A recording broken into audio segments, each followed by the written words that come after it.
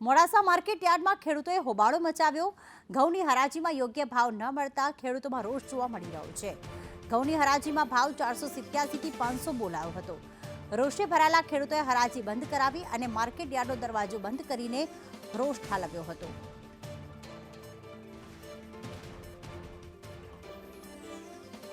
તો ઘઉંના ભાવની હરાજીમાં ખેડૂતોને 487 થી 500 રૂપિયા જેટલા ભાવ મળી રહ્યા છે, જેના કારણે ખેડૂતોએ હોબાળો મચાવ્યો હતો અને રોષે ભરાયેલા ખેડૂતોએ હરાજી જ બંધ કરાવી હતી।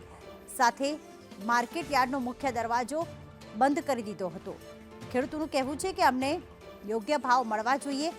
મોડાસા માર્કેટ યાર્ડની આ ઘટના છે કે જ્યાં મુખ્ય દરવાજો બંધ કરીને ખેડૂતોએ રોષ વ્યક્ત કર્યો હતો।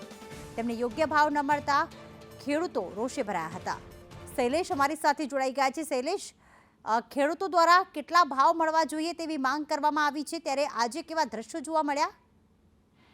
જી પ્રીતિ, ઘઉંના વેચાણની જ્યારથી શરૂઆત થઈ છે એક અઠવાડિયું થયું, 600 થી 625 640 સુધીના ભાવ બોલાતા હતા। આજે પણ વહેલી સવારે જ્યારે ખેડૂતો લઈને આવ્યા ત્યારે અમુક ખેડૂતોના 625 સુધી ભાવ મળ્યા, પરંતુ એક વેપારીઓએ આ ભાવ 450 થી 500 કરી દેવાના કારણે ખેડૂતોમાં ભારે રોષ વ્યાપ્યો હતો।